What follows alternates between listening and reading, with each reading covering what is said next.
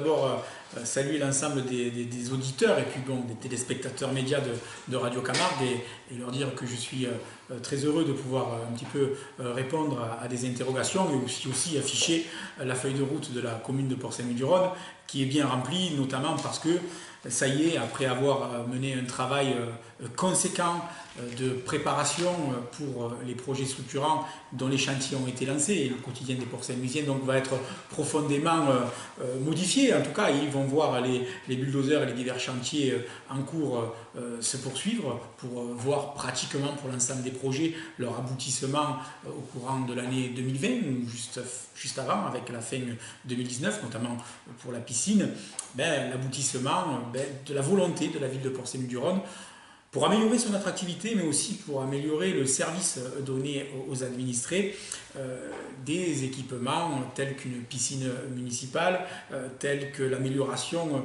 de salles sportives, tels que l'amélioration des équipements publics de proximité. Je pense à la réalisation d'un centre technique municipal, mais aussi la construction future de nouveaux locaux pour notre maison des services au public. Alors, soyons clairs et soyons simples. Quand je suis arrivé en responsabilité avec mon équipe municipale, nous étions tenus par des engagements de campagne. Je souhaite être clair sur le fait que les Port-Saint-Louisiens ont validé en grand nombre notre feuille de route et en nous donnant la responsabilité et l'honneur de conduire les rênes de la municipalité, nous avions donc à cœur de pouvoir réaliser ce qui étaient nos engagements. Vous savez, on est dans un contexte où, et d'ailleurs, nos prédécesseurs, que ce soit l'équipe municipale Jean-Marc Charrier comme l'équipe municipale de Philippe Kayser, qui avait déjà essayé d'engager la ville dans la voie d'une attractivité retrouvée, noteront que ce n'est pas évident de pouvoir, dans l'espace d'un mandat, mener un projet. Là, nous parlons de 4, voire 5, voire 6 projets majeurs.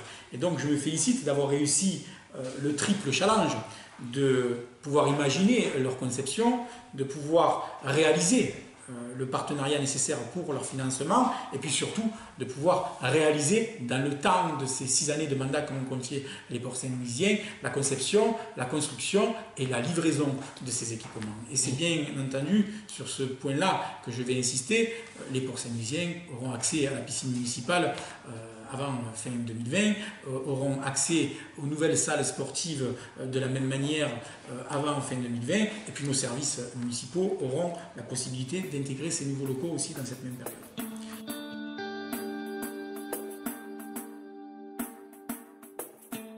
La piscine était non seulement un engagement de campagne fort, mais c'est en tout cas pour moi l'occasion de pouvoir rendre Port-Saint-Louisien ce qui était programmé déjà en 2008, qui avait été abandonné au profit d'autres projets et qui pour autant constitue, à mon avis et à mon goût, une profonde injustice parce que nous sommes une ville de mer bercée entre le fleuve d'un côté, la mer de l'autre, et il est important que nos enfants, dès le plus jeune âge, puissent avoir les conditions du savoir nager réunies dans notre ville. Donc cet équipement, nous l'avons imaginé d'abord en priorité pour que nos enfants apprennent à nager.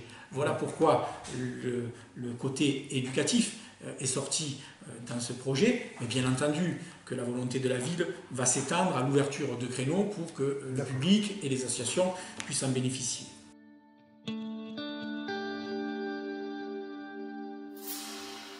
De notre côté, il apparaissait évident aussi que les nombreuses associations qui constituent le tissu vivant de la ville de Port-Saint-Louis-du-Rhône nous ont fait remonter une grande volonté de pouvoir avoir leurs locaux qui s'améliorent. Nous avons 2 gymnases qui sont vétustes et il est vrai que même si le collège Maximilien Robespierre, qui a été reconstruit, qui a été livré très récemment, contient un gymnase en son sein, il était important que la ville puisse avoir aussi des outils adaptés. C'est pourquoi nous avons, avec les élus, souhaité entreprendre en 2 temps la reconstruction du gymnase Virgile Barrel, avec, dans un premier temps, nous avons lancé dès maintenant les travaux et la livraison de ces salles sont prévus aussi avant la fin de l'année 2019, une partie qui concernera la réalisation de nouveaux dojos, puisqu'il y en aura 2, qui pourront bénéficier aux clubs sportifs que sont le karaté et le judo, et on sait que nous avons une pratique. Chacun aura un dojo qui sera aussi à disposition des établissements scolaires.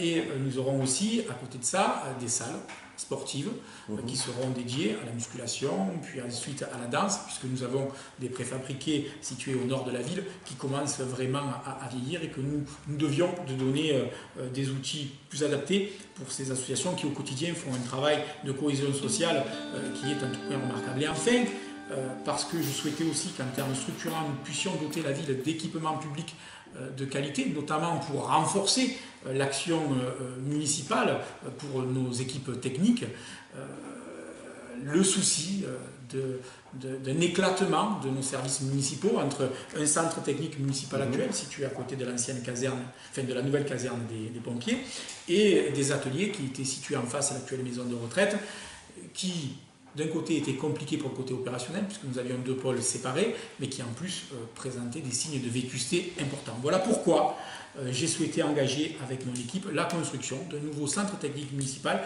qui permettra aux équipes techniques de pouvoir avoir une rampe de lancement, si j'oserais dire, pour pouvoir avoir une amélioration du service public qui est rendu aux citoyens. Aussi, une fois que nous avons validé cette idée-là, nous avons immédiatement travaillé, notamment avec le conseil départemental, pour obtenir une partie de ces financements. Un challenge réussi, puisqu'avec Martine Vassal, nous avons signé un contrat départemental d'accompagnement pour ces projets qu'ils financeront à hauteur de 50%. Reste. C'est dans le cadre du CDDA? C'est tout à fait dans le cadre du CDDA, le contrat départemental de développement que nous signons avec Madame Martine Vassal, la présidente de cette institution, qui nous permet de financer la moitié de ces investissements. Et nous sommes là pratiquement à hauteur de 16 millions d'euros.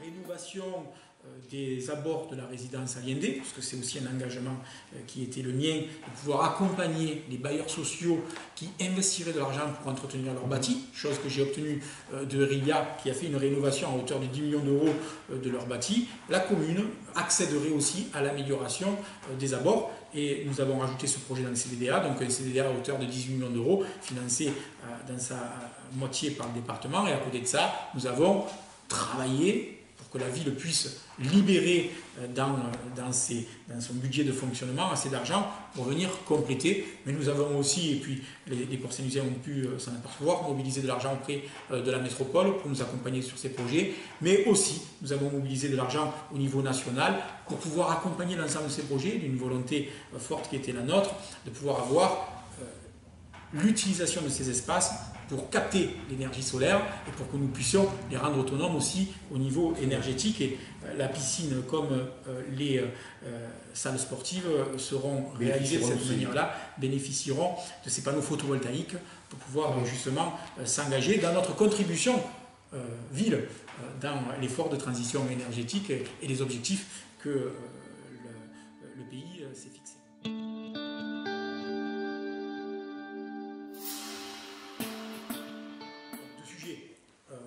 Mais qui regroupe une même idée. Quel est l'engagement communal dans l'investissement pour la transition énergétique et pour faire que Port-Saint-Louis-du-Rhône, pays de soleil et pays de vent, puisse bénéficier de ce contexte géographique pour améliorer, au détriment des énergies que nous utilisons jusqu'à présent, qui ont tendance à être nuisibles pour l'environnement. Donc, quelle est la volonté de la ville de pouvoir, au travers d'investissements dans ces projets-là, en avoir une rétribution énergétique, mais aussi de satisfaction et de performance environnementale. Nous souhaitons nous engager dans ces efforts de transition énergétique. Premier projet, qui est soumis à enquête publique dont vous me parlez, l'installation de panneaux photovoltaïques au pied des éoliennes qui ont été récemment acquises par la CNR. On ne peut que se féliciter de pouvoir utiliser l'espace et l'empiètement de ces éoliennes qui sont déjà en place pour continuer à multiplier, à contribuer à l'effort de gain énergétique. Donc la position de la ville est favorable à ce projet. Deuxième projet, et là on se dirige vers plutôt une vraie filière, l'apparition d'un projet d'éolienne offshore qui, historiquement mené par EDF Énergie Nouvelle, avait déjà lancé une concertation exemplaire avec l'ensemble des acteurs pour définir un périmètre en mer qui corresponde, on va dire, à la volonté cumulée de ne pas gêner les pêcheurs, les professionnels, l'exploitation commerciale et qui répondent à tout cet objectif, qui avait déjà été un premier palier remarquable pour franchir le second. On est sur un couloir de navigation et la guerre qui vient sur le golfe de Fos. Avec le GPMM au milieu, donc l'exploitation commerciale. Et en tout cas, l'espace et le périmètre défini permet de concilier tout cet ensemble-là. Donc le deuxième palier de ce projet, ça a été l'appel à projet de l'ADEME, sur lequel EDF Énergie Renouvelable a été, sur ce site identifié, candidat, puis lauréat, pour pouvoir déployer 3 éoliennes expérimentales, pour que nous puissions mesurer est-ce que, et encore dans cette volonté d'effort, d'impact sur l'environnement, est-ce qu'au travers de cette méthodologie, au travers de cet outil, notre impact sur l'environnement est satisfaisant et amène en plus un gain d'énergie, parce que je dois rappeler que l'objectif poursuivi par l'État français en termes d'énergie éolienne est important et est à combler par rapport à ses engagements au travers de l'Europe, est obtenu. Je dois vous dire que la position du maire de Port-Saint-Luc-du-Rhône est bien simple. Je suis pour que nous puissions déployer cette filière-là. Et à côté de ça, j'ai même souhaité aller plus loin, puisque j'ai préparé, dans le cadre du document d'urbanisme, une réserve foncière dédiée à une véritable installation de cette filière liée à la transition énergétique, pour que nous puissions, après l'essai concluant de l'expérimentation de ces 3 éoliennes, avoir une vraie filière qui s'installe ici pour pouvoir en déployer des autres, et que nous puissions recueillir ici sur le territoire la capacité d'accueillir des entreprises qui s'occupent de leur entretien, des entreprises qui s'occupent de leur développement et des entreprises qui s'occupent de la recherche et du développement sur ces énergies éoliennes. Et c'est pour ça que lorsque j'ai reçu très récemment l'ensemble des acteurs de la filière éolienne offshore, je leur ai dit que la ville de Port-Saint-Luc-du-Rhône et le territoire allaient se lancer également sur l'identification pleine et entière de ce projet éolien, pour que nous puissions aussi travailler sur le vent de manière générale. Le vent d'un côté en termes de recherche et développement sur le facteur risque, puisque le vent et les dérèglements climatiques vont conduire à ce que nous puissions avoir aussi à appréhender quelles devront être les postures de l'État, des collectivités face à ce danger-là. Le vent sur l'aspect aussi énergie pour tracter, puisque bon, ça se fait pour personne. Nous sommes ici dans le pays de l'enfant prodige qui a réussi à pulvériser le record de vitesse humaine sur un engin tracté. C'était un kitesurf, c'était Alexandre Kézergue, que je salue d'ailleurs. Étudier aussi comment, au travers de l'énergie éolienne, on peut développer cette filière de tractage, des bateaux, des navires, des engins de loisirs, c'est important. Et enfin, et ensuite et surtout, comment ces couloirs venteux qui ont un bénéfice fort vont pouvoir amener la production d'énergie qui permettra aussi de sortir un petit peu des énergies telles qu'elles sont produites actuellement, parce qu'on doit considérer que ce modèle n'est pas trop respectueux de l'environnement. Donc il est clair que la ville de Port-Saint-Luc-du-Rhône est pleinement engagée pour que non seulement ces filières voient le jour, mais pour que surtout nous tirions notre carte aussi de développement d'une économie, au travers du développement de l'économie, de la création d'emplois, au travers de la création d'emplois, la création de richesses qui sera bénéfique. L'observation et la consultation a été à l'origine de l'ensemble de ces projets. Parce que je dois quand même me répéter, même si ça ne l'est jamais assez, on ne cesse de le répéter, nous avons fait une étude avec l'ensemble des personnes concernées, associations, publics, services, pour être sûr que nous construisions des outils qui correspondent aux attentes de nos administrés. Donc ça, c'est déjà fait. Maintenant, il faut aller leur expliquer le détail du fonctionnement. Ça va loin. Quel sera le coût d'entrée de la piscine?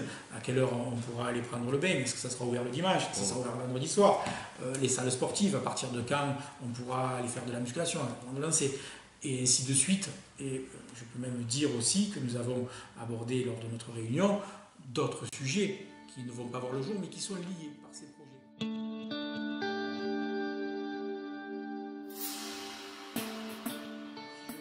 Je peux me permettre de prendre le temps de parler d'un exemple. Le choix de pouvoir déplacer les ateliers municipaux et de regrouper les services techniques implique la ville dans un autre projet de dimension que je travaille au quotidien et que je porte. C'est celui de pouvoir construire un établissement, une maison de retraite, un EHPAD de 80 lits. Actuellement, nous avons un établissement de 46 lits, en lieu et place sur ce foncier. Et de cette manière-là, en libérant ce foncier-là, je vais pouvoir le mettre à disposition de l'établissement actuel pour pouvoir conduire ce projet-là. Et j'invite la population à venir à ces rencontres, puisque nous pourrons, bien entendu, du coup, échanger sur toutes les transversalités, toute la cohérence avec laquelle nos projets ont été menés. Au contraire, par 2 fois déjà, dans les 4 années d'espace de mandat qui ont été le mien, j'ai baissé la fiscalité locale.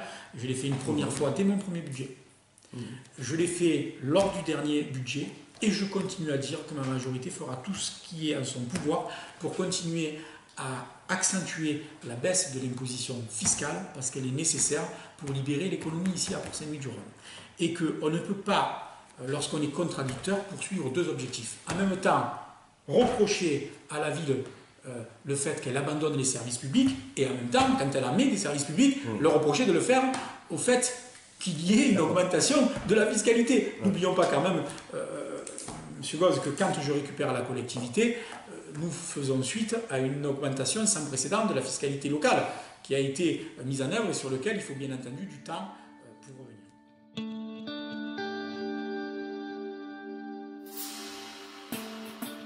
Il faut s'adapter à son temps. Nous sommes dans l'ère numérique, sans contexte. Le collège qui a été construit à Port-Saint-Louis-du-Rhône est un des plus beaux du département, fait état des dernières technologies et que l'utilisation des tablettes dernière génération dans cet établissement ont conduit la ville sur sa part de responsabilité, parce que je rappelle que le collège, c'est le département qui gère, la ville gère les écoles élémentaires, ont conduit la ville à essayer de mettre en place une forme de cohérence. Quand nous arrivons en responsabilité, nous avons des classes informatiques vétustes avec de vieux ordinateurs et on est totalement à côté de ce qu'est l'utilisation de l'informatique maintenant. Tout le monde a un smartphone, tout le monde utilise des tablettes. Le rapport à l'informatique évolue et va continuer à évoluer rapidement. Je rencontre certains anciens qui me disent déjà être dépassés, donc c'est pour ça qu'avant que je parle de la préparation de notre jeunesse, je rappelle qu'à la MSAP, nous avons aussi des cours informatiques pour faciliter l'accès aux personnes âgées en difficulté avec cela, pour les accompagner, mais nous avons souhaité aussi, pour nos élèves, pour nos enfants qui fréquentent des écoles élémentaires, pouvoir doter les enseignants des derniers outils qui leur permettent de s'engager dans le numérique. Donc la ville a procédé de manière très simple. Elle a doté l'ensemble des cours moyens de tableaux numériques, c'est-à-dire que le tableau est dans la salle et que les élèves, avec leurs enseignants, et je remercie la communauté enseignante de s'être engagée aussi sur l'effort pédagogique nécessaire pour appréhender cet outil, ont le tableau numérique avec lequel elles peuvent travailler, et c'est peut-être un peu plus ludique et plus dans l'air du temps pour les enfants de pouvoir l'utiliser. Ce n'est pas de partout pareil dans toutes les communes, je tiens quand même à le signaler, et c'est un effort conséquent de la collectivité. Mais au-delà de ça, nous avons voulu aussi réinventer la salle informatique, parce qu'avant, l'élève allait dans une salle informatique dédiée, alors que c'est plus du tout le cas maintenant. L'informatique vient à nous. Nous vivons constamment avec l'outil informatique. Donc, nous avons changé nos salles informatiques par des salles informatiques mobiles, constituées de tablettes numériques que les élèves peuvent disposer et où l'enseignant a une tablette qui maîtrise l'ensemble justement des outils qui sont offerts aux élèves et qui permet du coup à être disponible pour l'ensemble des classes, des cours élémentaires de la ville de Port-Saint-Louis.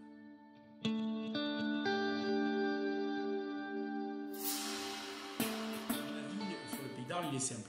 Le premier, et celui-là pour moi il est primordial, c'est le respect du choix des élus locaux. Donc il y a sur Arles et sur le Pays d'Arles 3 intercommunalités en tout cas qui s'expriment et qui ont le droit de s'exprimer. Certaines demandent une consultation citoyenne, d'autres non. Ça c'est le fruit et c'est le choix des élus. Il faut le respecter et il faut laisser le temps aux élus locaux de convenir de leur mode de consultation et de décider eux-mêmes de leur position. Ça c'est un fait. Donc moi je ne peux pas m'exprimer là-dessus tant qu'eux n'en ont pas fait le souhait. Moi ce que je dois constater, c'est que beaucoup ont trop tôt, ou peut-être par manque de pertinence, crié au loup face à cette métropole en expliquant qu'ils étaient farouchement contre et moi j'ai eu un autre discours. Donc certains ont pu me faire passer pour quelqu'un de pro-métropolitain. Je préfère utiliser le mot pragmatique. Les gouvernements successifs qui se sont succédés, je l'avais écrit sur mon programme de campagne, qu'ils étaient de droite ou qu'ils étaient de gauche, ont toujours reconnu le fait métropolitain. C'est-à-dire que tout le monde la voulait, cette métropole, au niveau gouvernemental. Et c'est le sens de l'histoire. De toute façon, nous faisons face à une concurrence européenne, voire mondiale, et le périmètre de nos territoires, en termes de valeur économique, doit être élargi pour que nous puissions continuer à pouvoir porter nos projets. Cependant, j'ai toujours, et je suis toujours, quelqu'un qui ait travaillé avec l'Union des maires des Bouches-du-Rhône, qui ait travaillé, même au cœur de l'institution, à s'assurer que la métropole respecte le citoyen et que ce soit un plus pour les administrés. Donc, le sujet aujourd'hui, je pense, sans préjuger de la consultation de ce qui va se passer sur le Pays d'Arles, puisqu'on va parler du périmètre de cette métropole, est-ce qu'elle doit s'élargir au département ou non? En tout cas, ce que je crois, c'est qu'il faut se diriger vers une diminution des strates administratives. Moi, je crois qu'un département et une métropole, ça fait un peu trop. Il faut se donner les moyens de le réduire. Mais pour être plus efficace, parce que si c'est pour réduire et pour perdre du service au public, je suis contre. Donc, pour en revenir à ce que je vous disais, je crois que la métropole telle qu'elle a été imaginée, dans un contexte compliqué où les élus étaient fortement opposés, n'est pas la bonne formule. Aujourd'hui, le gouvernement a donné une lettre de mission au préfet, la présidente et les élus sont consultés pour essayer de faire demain de la métropole un véritable outil au service du développement économique, au service du développement de la mobilité et au service de l'emploi. Ça, c'est le vrai chemin. Et par cela, faire revenir certaines compétences vers les communes pour s'assurer de la proximité et de l'efficacité du service citoyen. C'est dans cette voie que je suis engagé. Et moi, je crois que si nous rassurons sur la formule dans laquelle la métropole sera conditionnée dans le futur proche, puisqu'on parle de la phase 2 de la métropole, donc post-2020, nous aurons forcément à nos côtés l'ensemble des élus du Pays d'Arles qui comprendront l'intérêt qu'ils auront à bénéficier de ce que cette métropole pourra apporter comme levier de développement économique. Je dois reconnaître entre nous qu'en l'État, on a encore quelques balbutiements, mais qui sont le fruit d'une institution nouvellement créée. Ça fait même pas 3 ans que cette métropole est en œuvre. Mais à côté de ça, je peux me permettre aussi de dire à mes administrés, comme je m'y étais engagé, Port-Saint-Luc-du-Rhône a une voix qui compte dans la métropole. J'ai toujours dit que je m'emploierais pleinement à être présent et représenter ma commune au sein de toutes les institutions sur lesquelles la dépendance est forte. Voilà, je regarde le chemin qui a été le mien, je regarde le chemin qui a été celui de la commune de Port-Saint-Luc-du-Rhône. Aujourd'hui, parmi les 240 conseillers métropolitains, je fais partie des 26 qui participent à l'exécutif de la métropole, donc je suis au cœur des sujets de la métropole, et la ville de Port-Saint-Luc-du-Rhône a fait faire entendre ses projets. Et donc, la métropole a quand même un effet bénéfique. S'il n'y avait pas de métropole, il n'y aurait eu aucun projet possible sur le développement du Mazet. S'il n'y avait pas la métropole, il n'y aurait eu aucun projet possible dans la dimension dans laquelle nous sommes engagés. La métropole, c'est 500 000 € sur les salles sportives. La métropole, ce sont des travaux conséquents de voirie que nous vivons au quotidien. La métropole, c'est la réfection complète de l'avenue Louis Aragon. La métropole, c'est la réfection complète de la rue Henri Leroy. La métropole, c'est la réfection totale de nos objectifs de rénovation de nos réseaux. Nous sommes une ville où les réseaux sont profondément vétustes et où il faut engager des travaux. La métropole nous permet d'affronter cela sereinement. La commune seule n'aurait jamais pu le faire.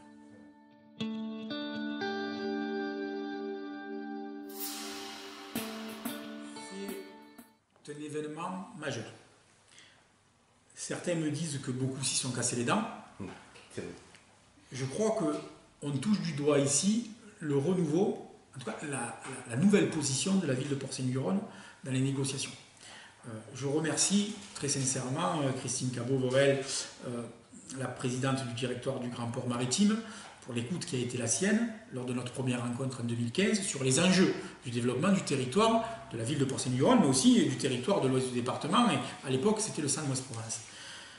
Le Grand Port, et le sait très bien, a vocation à se développer. La bonne santé du Grand Port avec l'agrandissement des terminaux, l'augmentation du trafic en marchandises me ravit totalement aussi les nombreuses familles, notamment de dockers, qui ont pu y trouver leur compte avec le déploiement de cette activité. Cependant, n'oublions pas que la ville de Port-Saint-Luc-du-Rhône était impactée par une propriété foncière du Grand Port sur un périmètre sur lequel elle ne peut pas développer de l'activité qui lui correspond. On n'est plus sur des dimensions satisfaisantes. Le canal Saint-Louis, le bassin central, tous les fonciers qui le bordent sont tous des fonciers qui appartiennent au GPMM. Et ce n'est pas le but principal pour le GPMM. Donc, ça aurait pu être le dernier de ses soucis. Seulement, dans les discussions que nous avons engagées, j'ai expliqué au Grand Port qu'il était important qu'ils appréhendent cette question-là et que nous, dans notre rôle d'aménageur ville comme métropole, nous avions la capacité de nous occuper de ces espaces-là. Et nous avons réussi ensemble à convenir qu'un transfert de gestion de ce foncier, en effet, qui est tout le long de la berge sud du canal Saint-Louis, puisse être propriété de la ville de Port-Saint-Louis-du-Rhône pour mener les projets de développement sur le secteur du Mazet, projets qui sont portés par la société publique locale que nous avons créée avec la métropole pour accéder au développement de ce secteur-là. Et d'ailleurs, j'en profite pour souligner que ce n'est pas une vue de l'esprit, c'est un projet qui est déjà engagé. Comme je l'ai dit, la première partie de ce projet, ce sera l'aménagement de la porte d'entrée du Mazet, projet qui a recueilli une subvention régionale dans le cadre du contrat régional d'équilibre territorial, pour financer l'étude qui prochainement nous permettra de lancer les travaux de cet espace intergénérationnel à la sortie du pont du Faubourg des Italiens en allant vers le Mazet, où nous pourrons trouver tout un tas de services pour les familles, un parc intergénérationnel avec un skatepark, avec des aménagements qui nous permettront de dire, voilà, ici nous rentrons dans le futur pôle nautisme, la SPL conduit déjà les projets qui seront l'effacement des friches industrielles. Et là-bas, sur le secteur du Mazet, nous avons beaucoup d'exemples et nous avons déjà signé des premiers accords de développement, l'agrandissement de Navi-Service et l'arrivée justement de nouveaux prospects pour pouvoir avoir une nouvelle vitalité économique en respectant le sens de l'histoire. Ici à Port-Saint-Louis-du-Rhône, on ne va rien inventer de ce qui va se passer sur le Mazet. Le Mazet aujourd'hui, la pêche, la conchyliculture, le nautisme, le loisir, la base nautique. Demain, le Mazet, la pêche et la conchyliculture, encore mieux, le nautisme, encore mieux, les activités de loisirs et de tourisme, encore mieux.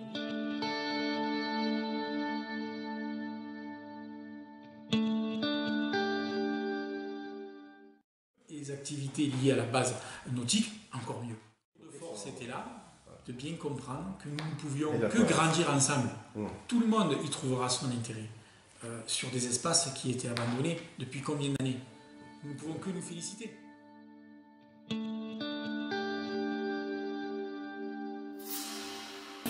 devoir de mémoire, vous avez raison de le souligner, est quelque chose qui me tient à cœur. Donc, bien entendu, en cette année centenaire de la commémoration de l'armistice 1914-1918, je ne pouvais pas passer à côté de donner de l'ampleur à cet événement-là.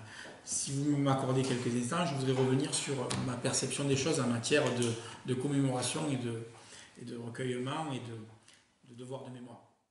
Les Port-Saint-Louisiens doivent savoir, certains en sont conscients, ceux qui viennent, qui se déplacent et qui sont un public un petit peu fidèle des commémorations, d'autres non, donc c'est pour ça que je prends le temps de l'expliquer, que j'ai dès 2015 modifié un petit peu la manière dont la ville s'organiser pour rendre hommage. Pour moi, le devoir de mémoire est un devoir qui requiert l'unité nationale.